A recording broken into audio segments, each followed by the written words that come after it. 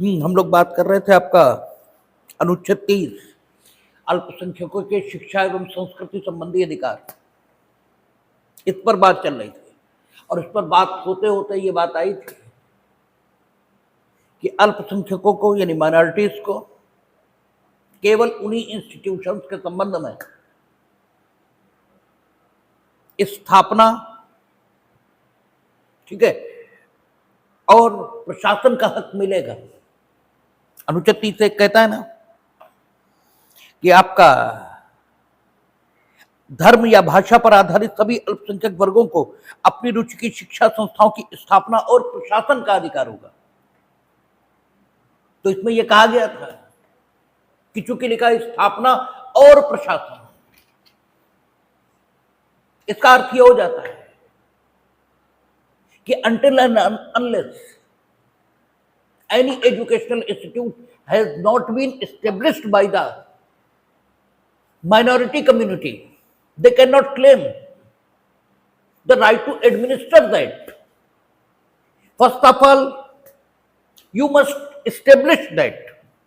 Only after that, you can claim for the administration of that institution. और इस पर उदाहरण दिया गया था अजीज बादशाह बनाम भारत संघ का।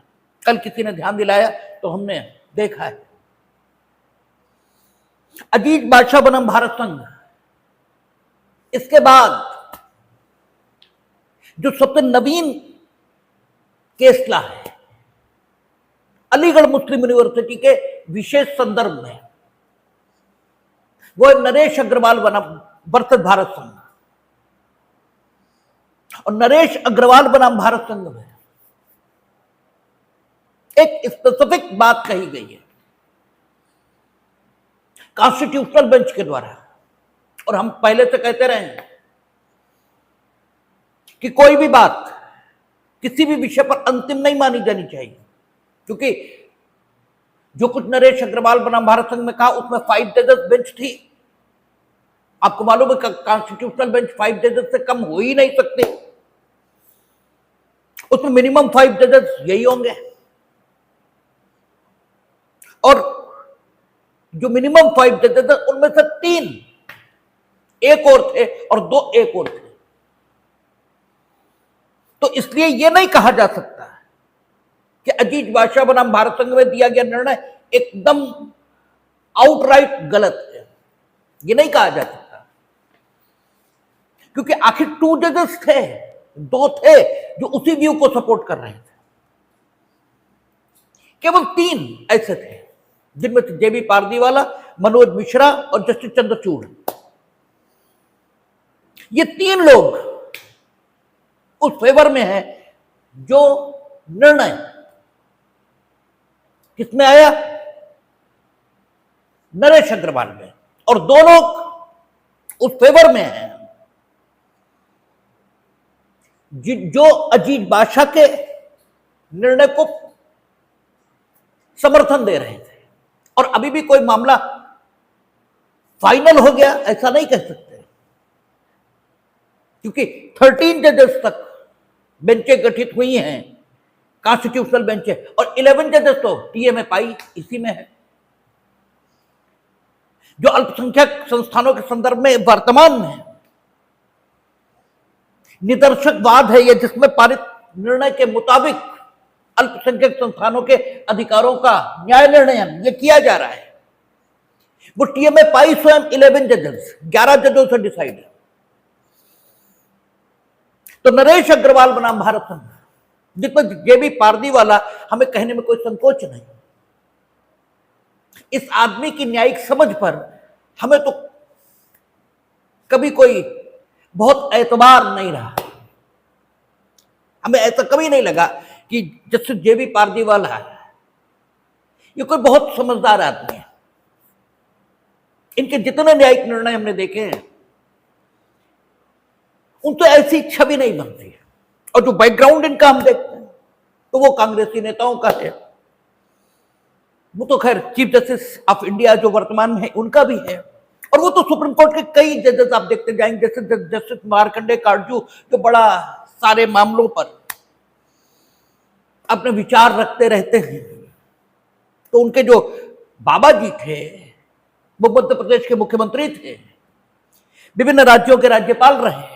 उनके जो पिताजी थे ब्रह्मानंद काटजू, वो हाई कोर्ट इलाहाबाद के जस्टिस रहे हैं, और फिर जस्टिसों के खानदान में जस्टिस पैदा ही होते हैं हिंदुस्तान में, तो वो भी जस्टिस पैदा हो गए, ठीक है, और वो सुप्रीम कोर्ट तक पहुंच गए।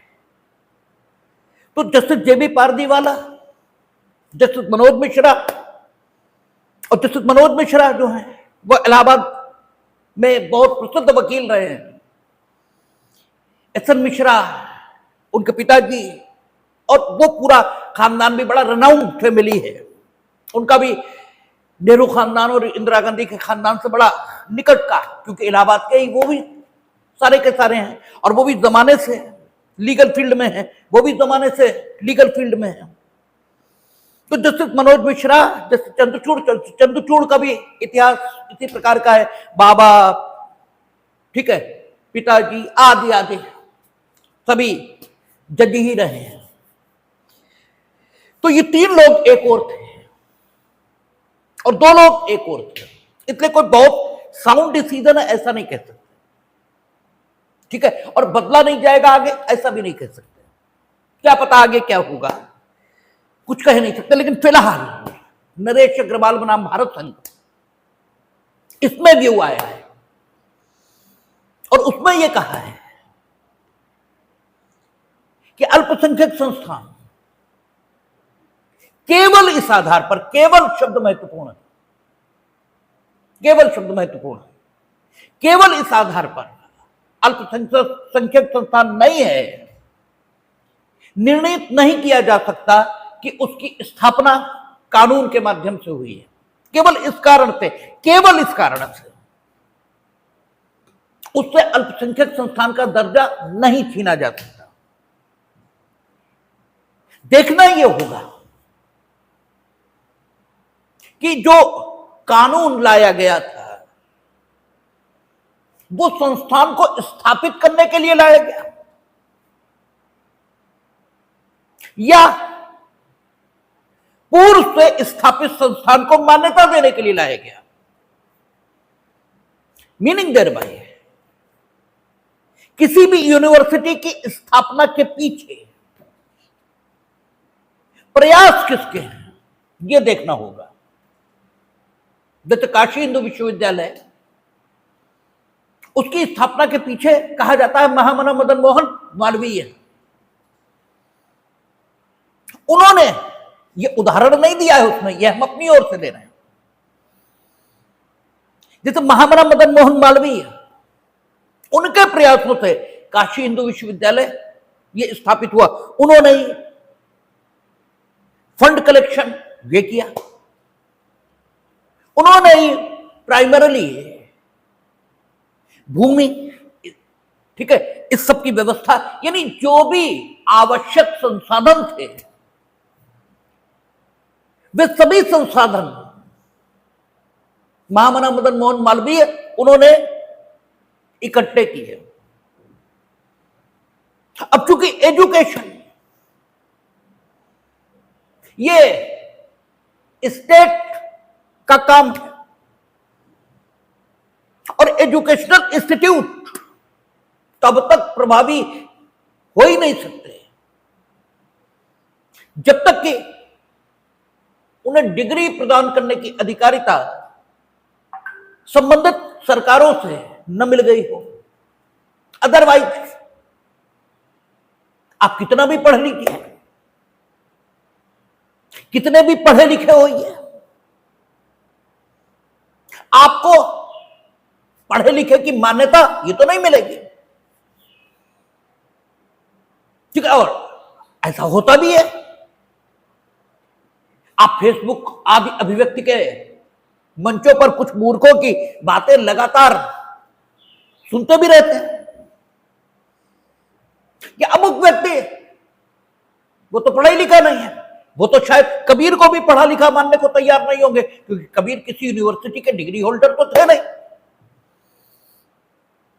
वो तो शायद फैराडे, जिसके द्वारा दिए गए विद्युत चुंबकत्व के सिद्धांत के आधार पर पूरी फिजिक्स काम करती है,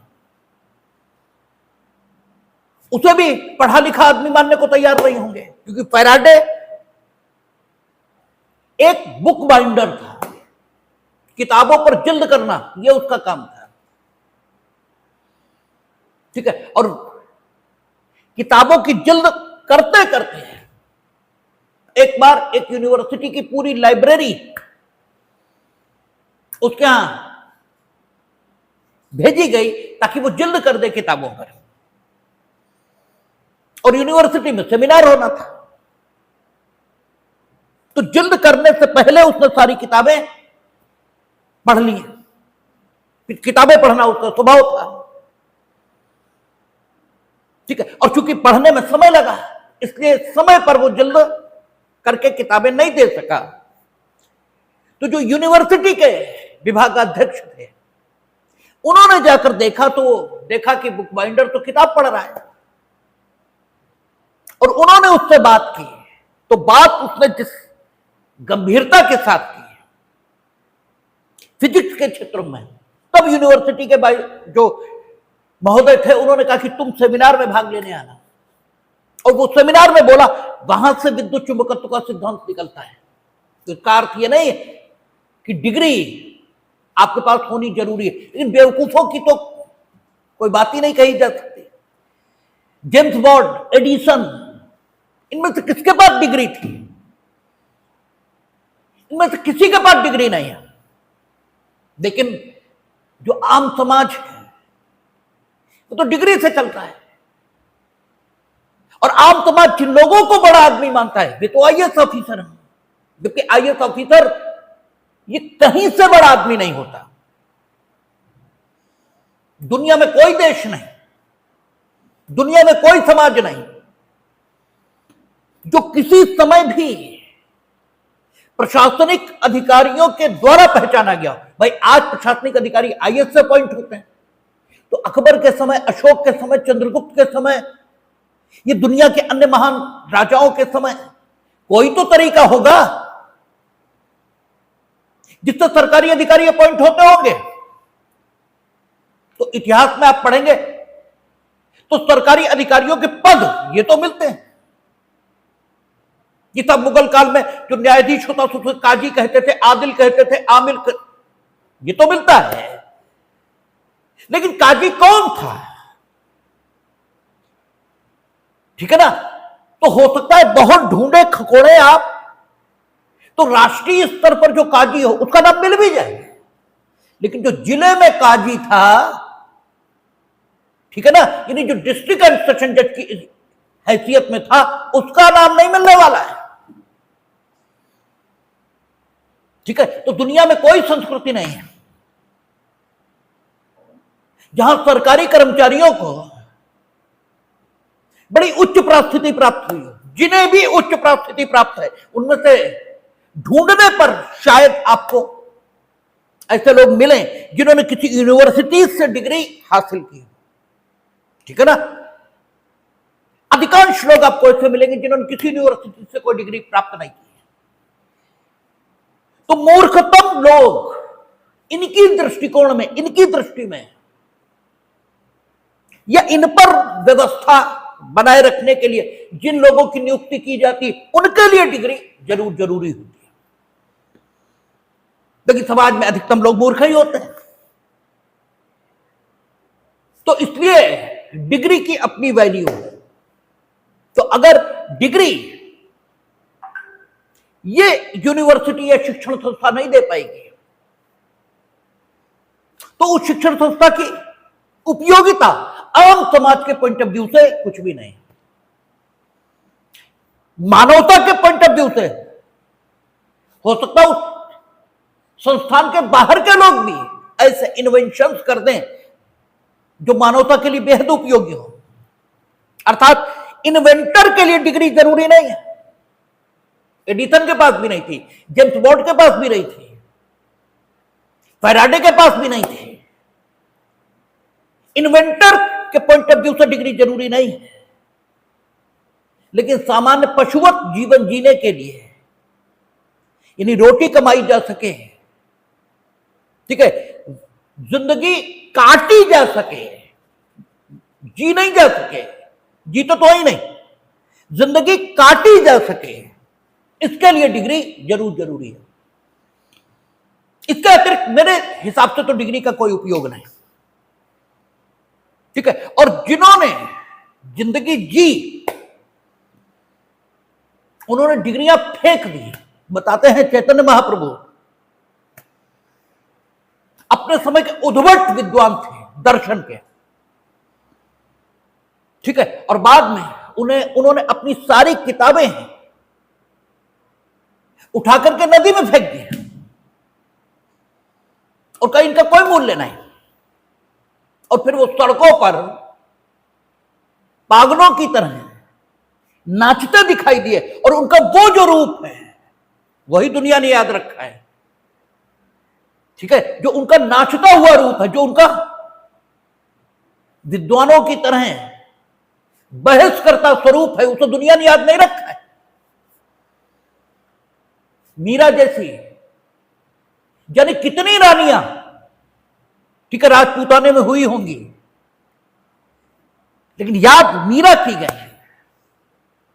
ठीक है। और मीरा हो सकता हूं राजपूताने की जो रानियां हैं उनसे बहुत कम पढ़ी लिखी हैं, ठीक है। और जो उन्होंने जो किया और जिसकी वजह से वो याद की गई, उसका पढ़ाई लिखाई से कोई ताल्लुक नहीं, उसका डिग्री से कोई ताल्लुक नहीं।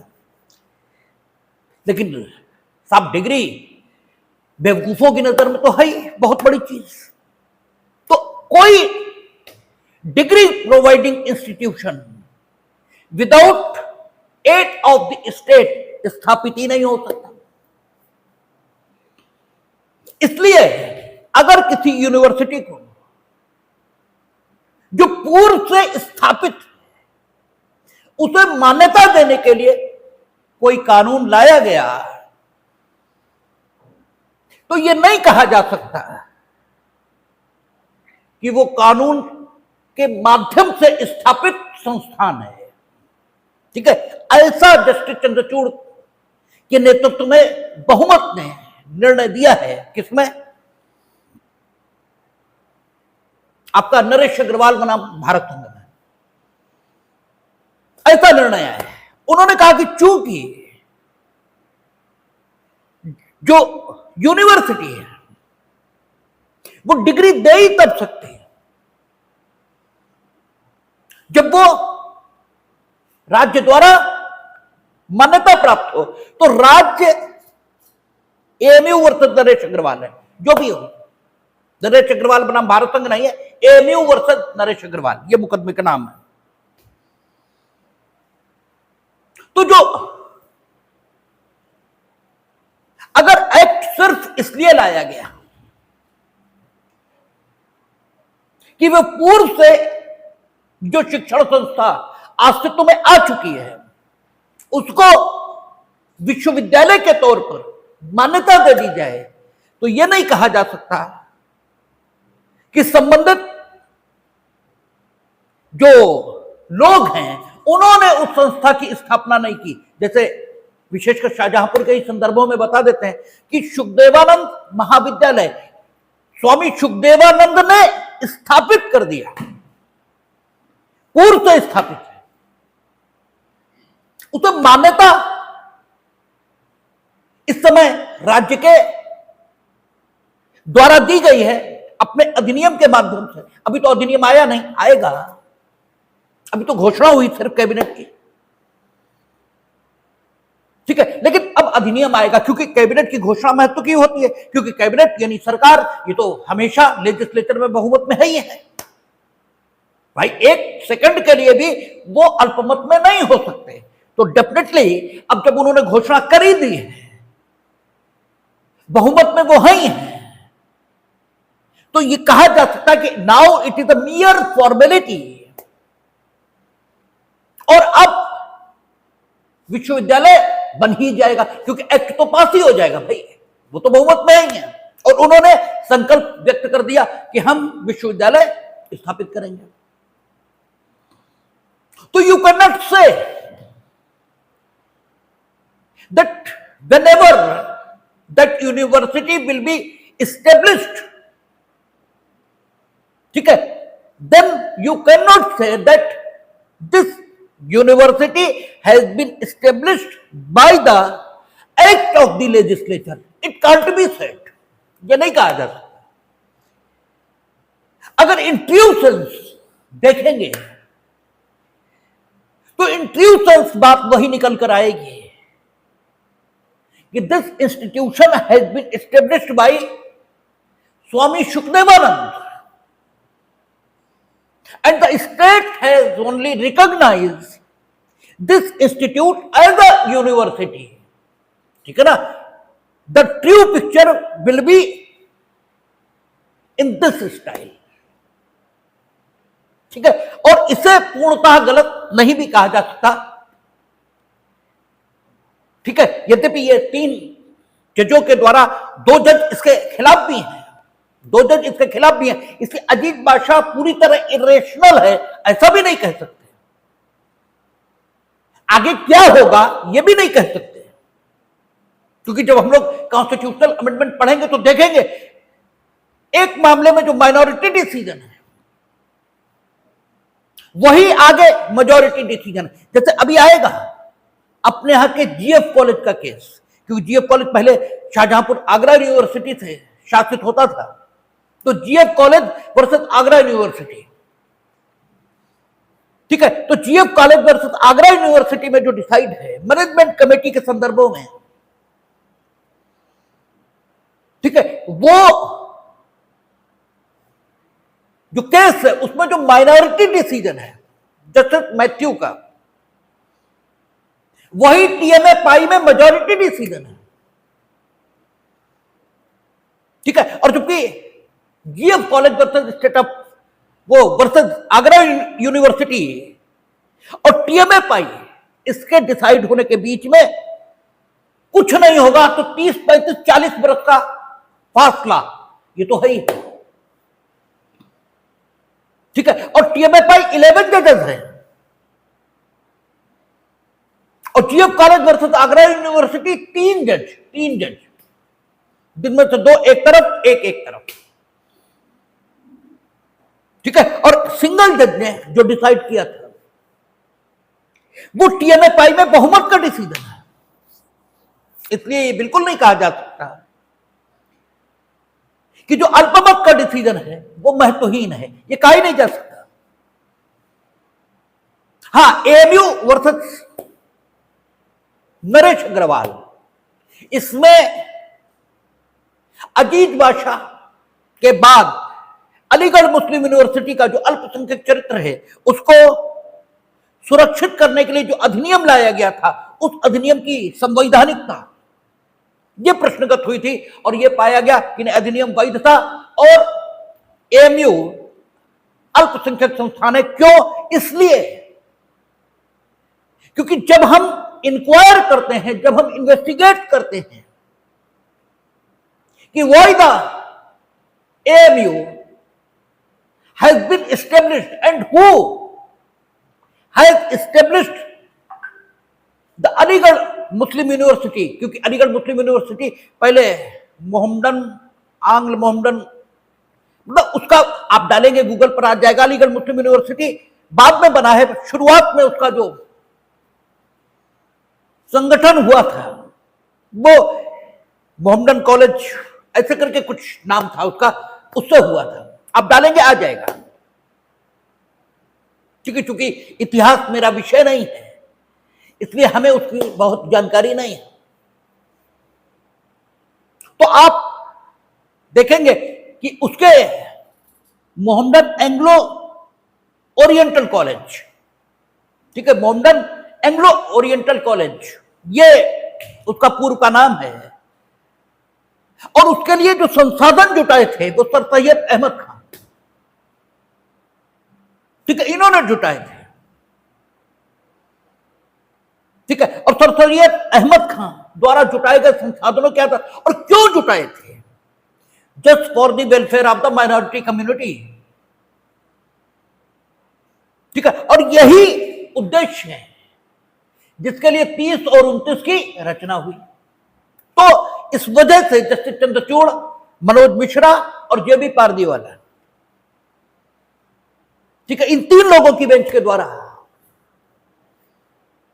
ये डिसाइड किया गया है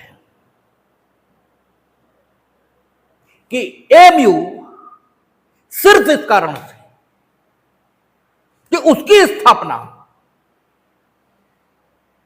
ठीक है, यूनिवर्सिटी के रूप में एक्ट से हुई है। यह नहीं कहा जा सकता कि वो अल्पसंख्यक संस्थान नहीं, क्योंकि जो एक्ट लाया गया उससे स्थापना नहीं हुई, बल्कि पूर्व से स्थापित संस्था को यूनिवर्सिटी की मान्यता अधिनियम के माध्यम से मिल गई, ऐसा कहा जा सकता है। इसलिए एएमयू का जो अल्पसंख्यक दर्जा है बरकरार रहेगा। और क्यों यह प्रश्न उठा, यह भी समझने लायक है, और इसीलिए मैं कह रहा था ये बहुत महत्व का अधिकार है, जो कि किसके, अगर उनके हाउफील्ड के क्लासिफिकेशन के मुताबिक देखेंगे तो यह अधिकार किस कोटि का, विशेषाधिकार की कोटि का है। ठीक है, ये प्रिविलेज है कि they can establish and administer the educational institute of their choice. और जब विशेषाधिकार है तो निर्योग्यता होती है, उसका ड्यूरल अपोजिट निर्योग्यता है, meaning thereby anybody can not interfere in their right which is given to them through article 30 subsection 1। कोई नहीं कर सकता। और ये कितने महत्व का है ये इसी में डिसाइड हो जाएगा। एएमयू वर्सेस नरेश अग्रवाल हुआ ये था, 50% जो अलीगढ़ मुस्लिम यूनिवर्सिटी का मेडिकल कॉलेज, उसमें 50% सीटें मुस्लिम कम्युनिटी के लिए रिजर्व कर दी गई। अब आप सोचें, एमबीबीएस आज की तिथि पर, ठीक है, हो पाना कितना कठिन है, बहुत कठिन है। और अगर ऐसे प्रोफेशनल कॉलेजेस हैं, और क्या कहा कि अल्पसंख्यक वर्ग को अपनी पसंद के मेडिकल कॉलेज, अपनी पसंद के शिक्षण संस्थाएं, यानी, और जब हम लोग उनके इन पर विचार करना शुरू करेंगे तो देखेंगे मुकदमा आएगा। कल भी हमने चर्चा की थी कि अगर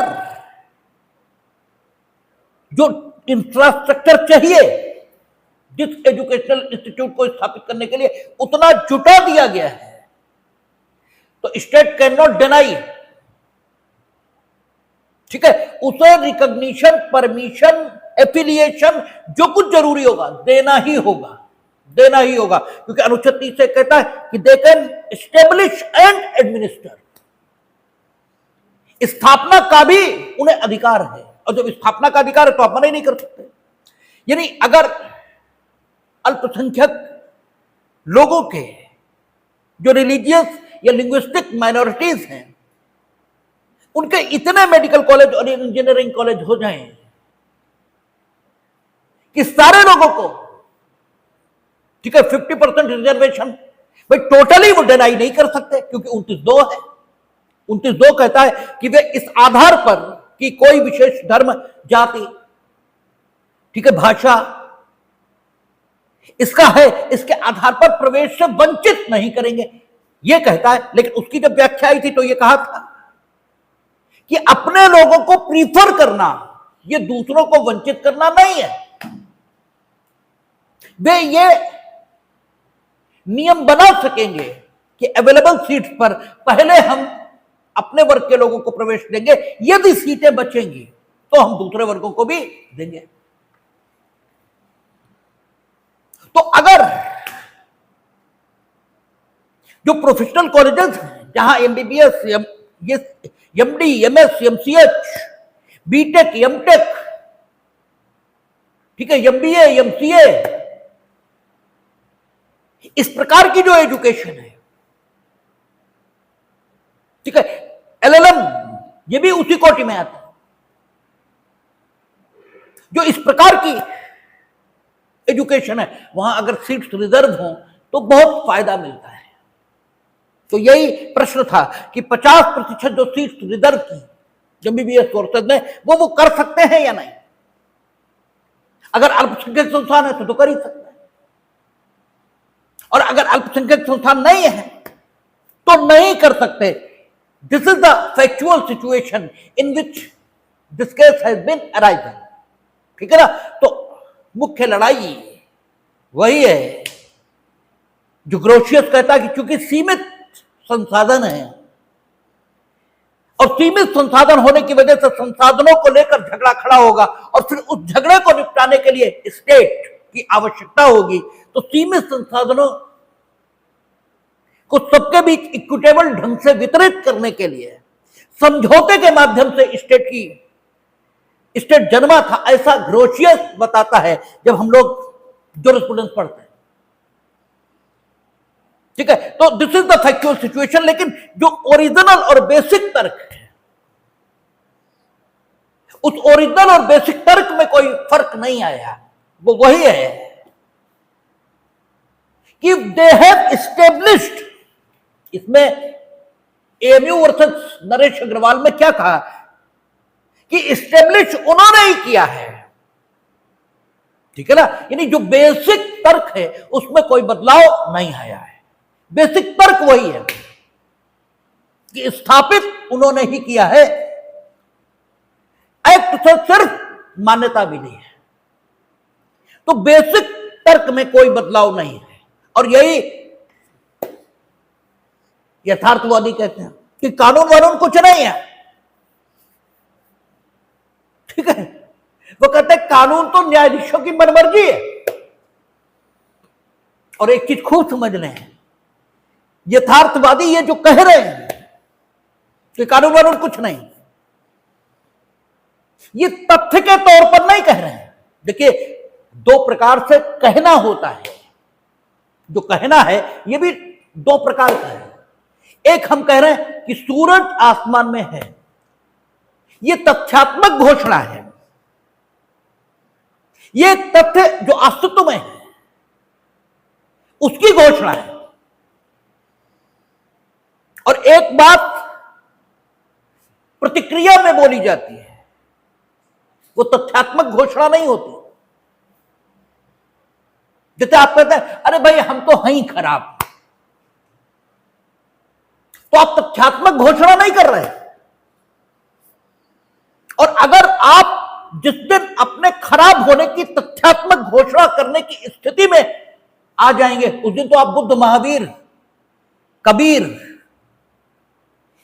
राम, कृष्ण इस श्रेणी के व्यक्ति हो जाएंगे।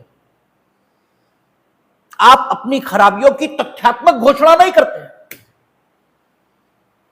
और सारा प्रयास ही इस ओर है कि आप अपनी खराबियों की तथ्यात्मक घोषणा कर सकें। हमने आपसे कहा था कि आप जब किसी पर क्रोध करते हैं, गुस्सा करते हैं, तो इसलिए उससे माफी नहीं मांगते हैं कि आपको ये अनुभव हो जाता है कि गुस्सा करना गलत है। क्योंकि जिस दिन ये अनुभव हो जाएगा कि गुस्सा करना गलत है, उस दिन दोबारा गुस्सा कर ही नहीं पाएंगे। जिस बात के बारे में आपको मन से अनुभव हो गया कि वो गलत थी, उसे आप दोबारा कर नहीं पाते हैं। और कुछ भी जिसे आप मन से गलत मानते हैं वो आप कर नहीं पाते हैं। जिसे आप समाज के डर से गलत मानते हैं, सिर्फ वो आप खुलेआम नहीं करते, क्योंकि आप मन से उसे सही मानते हैं, इसलिए आप अकेले में वही सब करते हैं। लेकिन जो कुछ आप मन से गलत मानते हैं, बड़ा भद्दा सा उदाहरण देता हूं, भद्दा सा। आप यूरिनल, ठीक है, आप लघुशंका होकर आए हैं, यूरिनल से वापस आए, हाथ पे तो नहीं कोई दिक्कत आई थी, हाथ क्यों धोते हैं? कोई मतलब तो नहीं है, ठीक है, कोई कारण नहीं है, लेकिन धोते हैं। ठीक है, आप किसी शव यात्रा में गए, शव को कंधा तो नहीं दिया, ठीक है, ऐसे आप शमशान भूमि टहलने चले जाते हैं, लौट कर आते हैं, नहाते तो नहीं है ना।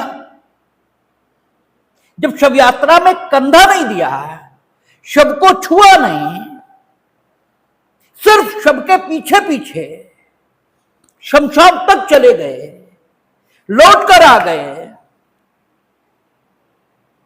तो इसमें नहाने या हाथ धोने जैसी बात कहां आई? ठीक है ना। लेकिन मिनिमम हाथ पैर धोना और मैक्सिमम नहाना, इसके बिना आप खाना नहीं खाते, चाहे किसी ने ना देखा हो। और अगर बड़ा अपने को अंधविश्वास तोड़ने वाला सिद्ध करने के लिए भी, किसी के सिखाए चढ़ाए या अपनी बात जीतने के लिए आप ऐसा कर लेते हैं, तो दिल पर एक बोझ रहता है कि यार कुछ गलत हो गया। एक गिल्टी कॉन्शियस आपको फील होता रहता है, क्योंकि ये आप मन से गलत मानते हैं। और अगर मन से गलत न मानते हो तो ये गिल्टी कॉन्शियस नहीं आएगा। तो अगर गुस्सा करना गलत है, ये आपने जान लिया, तब तो अगली बार गुस्सा संभव ही नहीं है, कर ही नहीं पाएंगे। कैसे कर पाएंगे? गुस्सा करना गलत है, लेकिन नहीं, आप गुस्सा करना गलत नहीं मानते हैं। गुस्सा करके माफी इसलिए मांगते हैं क्योंकि आपको यह लगता है कि हमने गुस्सा गलत किया था। इस पर गुस्सा करना गलत है, किसी पर भी ये नहीं, इस पर जिस सिचुएशन में गुस्सा किया वो गलत हो गया, और इसके कारण से समाज में मेरी छवि एक ऐसे व्यक्ति की बनेगी, या इस व्यक्ति की नजर में मेरी छवि एक ऐसे व्यक्ति की बनेगी जो कि ठीक निर्णय नहीं लेता। तो गुस्सा करके जो आप माफी मांगते हैं वो अपने हक में मांगते हैं, उसे सांत्वना देने के लिए नहीं मांगते। सही स्थिति यह है, आप अपनी जो छवि है इसे निखारने के लिए गुस्सा करके माफी मांगते हैं। ठीक है, उससे सामने वाले से आपका कोई मतलब नहीं होता। और जिस दिन आप थोड़े भी ठीक आदमी हो जाएंगे, हम ठीक आदमी ऐसा हम नहीं कह रहे हैं, लेकिन हम ठीक होने का प्रयास जरूर करते हैं। इसलिए हम आपसे कभी माफी नहीं मांगते गुस्सा करके, क्योंकि अब हम क्या करें? हम कहते हैं कि 55 और 56 वर्ष की उम्र पर अब हम आपके लिए बदल जाएं, ये संभव नहीं है। हम ये कहते हैं कि हम ऐसे ही हैं और बदल अब हम पाएंगे नहीं। ठीक है, तो हमें सहन करना ये सीखिए। हम कभी कभी गुस्सा भी होते हैं और इतने तेज होते हैं कि उस पर हम कंट्रोल नहीं रख पाते, तो ये सेकंड बेस्ट ऑप्शन है। ठीक है, तो जब आप अपनी खराबियों की घोषणा करते हैं, आप कहते हैं हम बहुत खराब आदमी हैं, तो आप अपने संबंध में तथ्य की घोषणा नहीं करते, आप प्रतिक्रिया में यह बात कह रहे होते हैं। ठीक है ना, क्योंकि वो आपको अच्छा आदमी नहीं मानता और तुम खुद को अच्छा आदमी मानते हो, इसलिए प्रतिक्रिया में कह रहे होते हो कि हाँ भैया हम तो खराब ही आदमी हैं, चलो मान लिया हम तो खराब ही आदमी हैं। ये तथ्यात्मक घोषणा नहीं है, ये प्रतिक्रिया में कही गई बात। तो समझना पड़ेगा कौन सी बात प्रतिक्रिया में कही गई और कौन सी बात तथ्यात्मक घोषणा है, ये खूब समझना पड़ेगा। ठीक है, तो जो रियलिस्टिक यथार्थवादी है वो ये जो कह रहे हैं कि कानून कुछ नहीं होता, कानून न्यायाधीशों की मनमर्जी पर आधारित है, ये तथ्यात्मक घोषणा नहीं है उनकी, ये उनकी प्रतिक्रिया है। वो जो पा रहे हैं, वो जो देख रहे हैं, कि साहब अजीत बादशाह में कुछ है तो एमयू वर्सेस नरेश अग्रवाल में कुछ है। ठीक है, कानून 30 एक में वही है जो अजीज बादशाह के समय था। कानून एमयू वर्सेस नरेश अग्रवाल के समय भी वही है जो अजीज बादशाह के समय था, और स्थिति एकदम बदल गई। कानून तब भी वही था सजा को सस्पेंड करने के संबंध में जब राहुल गांधी गिल्टी होल्ड हुए, और कानून तब भी वही था जब आजम खान या अन्य लोग गिल्टी होल्ड हुए। ठीक है, लेकिन सब डिसीजन डिफरेंट है। इसीलिए यथार्थवादी ये कहते हैं this is the reaction of that class of scholars, ठीक है, who are known by us as a realistic. ठीक है, और रियलिस्टिक ये वर्ड ही हम लोग अपने जीवन में तब उपयोग करते हैं जब हम प्रतिक्रिया में बोल रहे होते हैं। तथ्यात्मक घोषणा करने के लिए हम रियलिस्टिक शब्द का उपयोग नहीं करते। जैसे हम लोग कहते हैं अरे भाई हम बड़े वास्तविकता पसंद आदमी हैं, ये कहते हैं आप। और जब आप ये कहते हैं तब क्या कह रहे होते हैं कि जो सिचुएशन होती है उसके पीछे क्या है, उन कारणों का खुलासा जब आप खुलेआम करते हैं तब आप कहते हैं कि हमें मत बताओ कि तुम क्या कर रहे हो, हम बड़े वास्तविकता पसंद आदमी है, तुम जो कर रहे हो इसलिए कर रहे हो, इसमें तुम्हारा ही लाभ है, बाकी दिखा तुम ये रहे हो सबका है, ये कहते हैं। तो ये शब्द ही प्रतिक्रिया का द्योतक है, ये डिनोट करता है रिएक्शन को। इसीलिए कहा जाता है कि प्रतिक्रियावादियों का जो दार्शनिक विचार है वो रिएक्शन है। वो जो सिचुएशन उभर रही है उसमें देख रहे हैं और उसमें वो कह रहे हैं कि न्यायाधीशों की मनमर्जी है कानून, उनकी मनमर्जी पर आधारित है, और वो इस किताब या इस बेर को कानून नहीं मानते हैं। वो कहते हैं ये कहां कानून है, ये तो सोर्स ऑफ लॉ है, ये तो कानून का स्रोत है। कानून तो वो है जो न्यायाधीश महोदय ने निर्णय दे दिया, कानून तो वो है क्योंकि लागू तो वही होगा। और जो व्यवहारिक तौर पर प्रभावकारी है कानून तो वही है, ये कहां कानून है। ठीक है, इसलिए वो कहते हैं न्यायाधीशों के निर्णय, इसके पीछे जो तत्व काम करते हैं उन तत्वों को अगर आप पहचान लें तो आप बता देंगे कि निर्णय अगला क्या होगा। ठीक है ना, और उन तत्वों में वो क्या निर्धारित करते हैं, कहते हैं न्यायाधीश जो महोदय निर्णय कर रहे हैं उनकी स्वयं की वैचारिक पृष्ठभूमि क्या है। ठीक है, क्योंकि विचार से मुक्त तो नहीं हो पाएंगे आप। ठीक है, उनकी स्वयं की वैचारिक पृष्ठभूमि क्या है, वो कहां से आए हैं, क्या कर रहे थे इससे पहले, उनकी विभिन्न सामाजिक विषयों पर राय क्या रही है, इसके आधार पर यह तय किया जा सकता है। जुरिस्प्रूडेंस विकसित हो सकता है, विधि शास्त्र विकसित हो सकता है, यह विकसित हो सकता है कि विधि कैसे बनती है, अर्थात न्यायिक निर्णय किस प्रकार से आते हैं, क्योंकि न्यायिक निर्णय ही उनके लिए कानून है। वो कहते हैं ये तो सोर्स ऑफ लॉ है, इसे तो न्यायाधीश महोदय उपयोग करते हैं उस वास्तविक कानून को जन्म देने के लिए, अर्थात उस निर्णय को करने के लिए जो वो कर रहे हैं, ऐसा उनका कहना है। और हमें तो उनकी बात कहीं से गलत नहीं दिखाई देती, हमें तो बड़े प्रभावित करते हैं। ठीक है, हमें दो ही विचारक प्रभावित करते हैं, एक नेचुरलिस्ट और दूसरा रियलिस्टिक।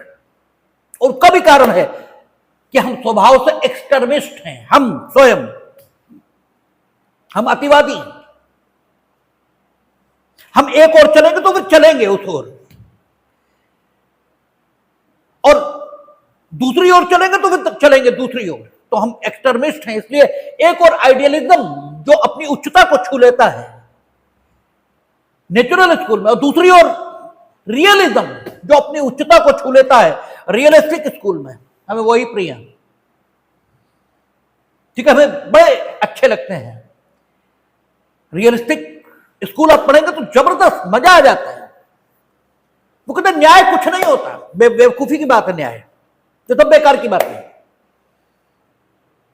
बोले होता क्या है, किसी विशेष परिस्थिति के संबंध में आपके मन में यह भाव पैदा कर दिया जाता है, कह कह कर कि यह न्याय है। जिस दिन वो होता है आपको लगता है न्याय हुआ, कोई जरूरी नहीं कि वो न्याय हो। ठीक है, वो कहते हैं कि न्यायालय से डिसाइड हो गया, ठीक है, कतई गलत है, क्योंकि समाज का अधिसंख्य वर्ग कह रहा न्याय हुआ। ठीक है, समाज का अधिसंख्य वर्ग कह रहा है कि न्याय हुआ, और अगर गलत नहीं था तो आगे बदल कैसे गया भाई? ओवररूल हुआ ना। गोलकनाथ ने जो कहा केशवानंद भारती में ओवररूल हो गया। तो अगर गलत नहीं था तो क्या खाक ओवररूल हुआ? भाई गलत था ना, तभी तो ओवररूल हुआ। ठीक है, और जब गोलकनाथ डिसाइड हुआ तो भी कहा न्याय हुआ, और जब केशवानंद डिसाइड हुआ तो भी कहा न्याय हुआ। इसका मतलब न्याय ये किसी तथ्यात्मक स्थिति का द्योतक नहीं है, बल्कि न्याय एक कर्म कांड का नाम है। जब कोई निष्कर्ष एक निश्चित कर्म कांड से अभिव्यक्त कर दिया जाता है तो लोगों को ऐसा फील होने लगता है कि न्याय हुआ, क्योंकि लोगों को इस ढंग से ट्रेंड कर दिया गया है कि वे एक कर्म कांड के माध्यम से अभिव्यक्त चीजों को न्याय का होना समझ लेते हैं। यह व्याख्या है रियलिस्टिकों की, और ये हमें तो बड़ी अपील करती है। ये बात बिल्कुल सही है। वो कहते हैं कि न्यायालय ये न्याय का मंदिर नहीं है। ठीक है, क्योंकि अगर आप सिर्फ किसी चीज को मंदिर कह देंगे तो वो मंदिर बन नहीं जाएगा, उसमें मंदिर की पवित्रता ये आ नहीं जाएगी। मंदिर दुष्ट से दुष्ट जाता है। अगर मंदिर जाता है, मंदिर में जूता चुराने जाता है तो मंदिर नहीं गया है, मंदिर में जूता चुराने गया है। अगर मंदिर जाएगा तो अकेले खड़े होकर अपने समस्त कुकर्मों को याद करके, ठीक है, क्षमा जरूर मांगेगा। ठीक है, और मंदिर सिंबॉलिक ढंग से कह रहे हैं एवरी प्लेस, ठीक है, which is accepted by someone as a holy place, that is why you can find, आप जो चर्च होते हैं उनमें कन्फेशन बॉल होती है, उस कन्फेशन बॉल के समक्ष खड़े होकर व्यक्ति अपने कुकर्मों की माफी यह मांगता है। ठीक है, लेकिन न्यायालय जब व्यक्ति जाता है तो रियलिस्टिक ये कहते हैं कि वो अपने कुकर्मों की माफी मांगने नहीं गया है, बल्कि इसलिए गया है कि उसे मालूम है कि मेरे सारे कुकर्मों के बाद भी न्यायालय से हमें कुकर्मी न होने का प्रमाण पत्र अधिकृत रूप से हासिल हो जाएगा, इसलिए गया है वो। ठीक है, अगर वो न्याय का मंदिर होता तो जब वो झूठ फंसा होता कत्ल के मुकदमे में तभी वो बेल अप्लाई करता। अगर मंदिर होता, क्योंकि मंदिर पवित्रता का संदेश देता है, मंदिर में कुकर्मी अगर घुसता है तो अपने कुकर्म की माफी मांगने ही घुसता है, जूता चुराने के लिए घुसा है वो अलग, वो तो मंदिर गया ही नहीं है। कोई मंदिर जाएगा तो सिर्फ अपने कुकर्म की माफी मांगने ही जाएगा। मंदिर meaning thereby any holy place. ठीक है, वो कपट करने वहां नहीं जाता। तो अगर न्यायालय मंदिर होता, ठीक है, तो वहां कोई जमानत मांगने उसी दिशा में जाता है, या आरोप की विरचना के बाद स्वयं पर मुकदमा चलाने की मांग केवल तभी करता जबकि वाकई वो निर्दोष होता। दोषी होता तो दोषी होने का अभिभाव करता, अपनी दोषसिद्धि कराता। नहीं, मंदिर नहीं है। वो कहते वो एक ऐसा स्थान है जहां से कुकर्मी जानता है कि यदि थोड़ा प्रयास हम करेंगे, और वो जो शब्द प्रयोग करते हैं, ठीक है, वो शब्द प्रासंगिक और बड़े अच्छे हैं। हम खुद अधिवक्ता हैं, एडवोकेट हैं, और वो कहते हैं धूर्त वकील, ये शब्द प्रयोग करते हैं। वो कहते हैं वो जानते हैं कि धूर्त वकीलों की दलीलों, ठीक है, जो अन्वेषण एजेंसीज हैं उनके द्वारा अपने कर्तव्य पालन में की गई उदासीनता, और जो न्यायाधीशों के लिए शब्द वो उपयोग करते हैं, वो कहते हैं वो मूर्ख न्यायाधीश, इनकी मूर्खता, इनकी धूर्तता और इनकी अकर्मण्यता, इस पर विश्वास करते हैं वो लोग। और इसलिए वो जानते हैं कि ये धूर्त, मूर्ख और अकर्मण है, इनकी ये तिकड़ी, ठीक है, ये उन्हें हर उस आरोप से मुक्त कर देगी जो आरोप नहीं है, जो सही है, वास्तविकता है, उस वास्तविकता से इन्हें मुक्त कर देगी, उन्हें निर्दोष होने का प्रमाण पत्र ये दे देगी। इसलिए जाते हैं लोग न्यायालय। ये न्याय का मंदिर नहीं है, ये विश्लेषण है रियलिस्टिकों का, और बड़ी मजेदार रियलिस्टिकों का विश्लेषण है, ठीक है। इसीलिए कहते हैं ज्यूरिस्प्रूडेंस पढ़ना जरूरी है, ठीक है। वो आई अफला है, वो कानून की समझ पैदा कर देता है आप में कि कानून की समझ क्या चीज होती है। और वो समझ, हमने एक बार आपको बताया था कि समझ, जिसे अंग्रेजी में अंडरस्टैंडिंग कहते हैं, ये विचार की क्षमता नहीं है। विचार को समझ नहीं कहते। समझ का अर्थ है, या अंडरस्टैंडिंग या मति, इन तीनों, ये शब्द तीनों पर्यायवाची हैं। इनका अर्थ है कि विचार जब कृत्य में, ठीक है, ट्रांसफॉर्म होता है, जब कृत्य में परिणित होता है, और कृत्य के करने के बाद जो अनुभव आपको आता है, वो अनुभव जो कुछ आपके मन में विकसित करता है, वो समझ होती है, वो समझ होती है, ठीक है। आप समझदार कब कहे जाते हैं? जब बचपन की दहलीज पार कर ली है, कुछ अनुभव आ गया है, क्योंकि बचपन में कोई अनुभव नहीं है। आप अभी अभी भगवान के यहां से आए हैं, कोई अनुभव नहीं इस संसार से निपटने का। हालांकि वो अवस्था बनी रहती तो ज्यादा बेहतर था आपके स्वयं के कल्याण के दृष्टिकोण से, लेकिन वो अवस्था बनी नहीं रहती। आपके विभिन्न विचार हैं, वो विभिन्न प्रकार के कार्य रूप में परिणित होते हैं, उससे अनुभव संकलित होता है, उससे आप समझदार बनते हैं, समझदार। हालांकि आध्यात्मिक दृष्टिकोण से देखेंगे तो फिर आप नासमझी की शुरुआत करते हैं, लेकिन आप समझदार तभी कहे जाते हैं, ठीक है। तो in the I of law, कानून क्या है, यह कानून की समझ आप में तब विकसित होती है जब ज्यूरिस्प्रूडेंस के विभिन्न स्कूल इनको पढ़ा जाए,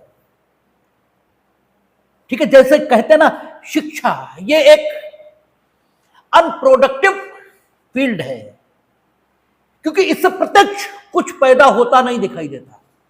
मेडिकल कॉलेज चलाएंगे आप तो प्रत्यक्ष डॉक्टर पैदा होता दिखाई देगा, उसका उपयोग है। इंजीनियरिंग कॉलेज चलाएंगे, एमबीए चलाएंगे, लेकिन इंजीनियरिंग कॉलेज, मेडिकल कॉलेज, वहां के लिए जो रॉ मटेरियल है वो तो एकेडमिक एजुकेशन से पैदा होता है। अगर छोटा बड़ा ही नहीं आएगा तो आगे क्या हो पाएगा? तो यूं तो जो एकेडमिक एजुकेशन, जो प्रोफेशनल एजुकेशन से अलग है, तो जो एकेडमिक एजुकेशन की फील्ड है वो अनप्रोडक्टिव दिखाई देती है। उससे कुछ पैदा होता है, प्रत्यक्ष रूप से ऐसा नहीं दिखता। लेकिन एकेडमिक एजुकेशन से वाकई कुछ पैदा नहीं होता, यह भी नहीं है। उसी से सब कुछ पैदा हो रहा है, ठीक है। तो ठीक इसी तरह ज्यूरिस्प्रूडेंस है। प्रत्यक्ष उसका वकील के तौर पर, न्यायाधीश के तौर पर, या लॉ स्टूडेंट या लॉ टीचर के तौर पर उपयोग, लॉ टीचर तो न कहें, लॉ स्टूडेंट के तौर पर उसका उपयोग होते हुए न दिखाई दे भले ही, लेकिन वो वैसे ही मूलभूत है जैसे एकेडमिक एजुकेशन मूलभूत है सभी प्रकार की शिक्षाओं के लिए, वो वैसे ही मूलभूत है। वो आप में समझ को विकसित करता है, और अगर आप में समझ का विकास हुआ है तो आपको कानून बेहतर समझ में आता है, आपको समझ में आता है जो अधिकार दिया गया किस कोटि का है। जैसे यहां जो माइनॉरिटीज को मिला वो विशेषाधिकार है, अधिकारों का जो वर्गीकरण है उसमें एक विशेष प्रकार का हक, वो अधिकार है। इसे सामान्य अधिकार कहना बात को कुछ अशुद्ध ढंग से कहना है, ठीक है। तो आप अगर लॉ टीचर हैं तो अपनी बात को बेहतर ढंग से स्टूडेंट तक पहुंचा पाए, इसके लिए आप में जूरिस्प्रूडेंस का ज्ञान होना जरूरी है। आप न्यायाधीश होंगे तो कानून की बेहतर व्याख्या ये कर पाएंगे, क्योंकि आपको पता होगा कि विधायन उद्देश्य के लिए होता है, विधायन के लिए नहीं होता, ठीक है। और इस दृष्टिकोण से अगर एमयू के डिसीजन को देख लें तो बात जस्टिस चंद्रचूड़ की भी ठीक ही नजर आती है कि 30-1 स्थापना और प्रशासन का हक देता है, तो मान्यता जिससे मिली वो बात अलग है, स्थापना किसने की ये तो देखना ही पड़ेगा। देखिए क्या सही क्या गलत इसे हम निर्धारित नहीं करते, ये तो इतिहास सिद्ध करता है कि क्या सही था क्या गलत था, और इतिहास के पास भी मापदंड कोई नहीं है सिवाय इसके कि वो उसे सही कह दे जो सोसाइटी के लिए फ्रूटफुल साबित हुआ, और उसे गलत कह दे जो सोसाइटी के लिए फ्रूटफुल साबित नहीं हुआ। इसके अलावा सही और गलत की कोई परिभाषा नहीं है, ठीक है ना। और इसीलिए आध्यात्मिक दृष्टिकोण से संत के लिए पापी और पुण्यात्मा एक ही तल पर है। भगवान के लिए भी पापी और पुण्यात्मा, भगवान न तो पापी से घृणा करता है न पुण्यात्मा को पसंद करता है, उसको दोनों प्रिय है, दोनों प्रिय है। पापात्मा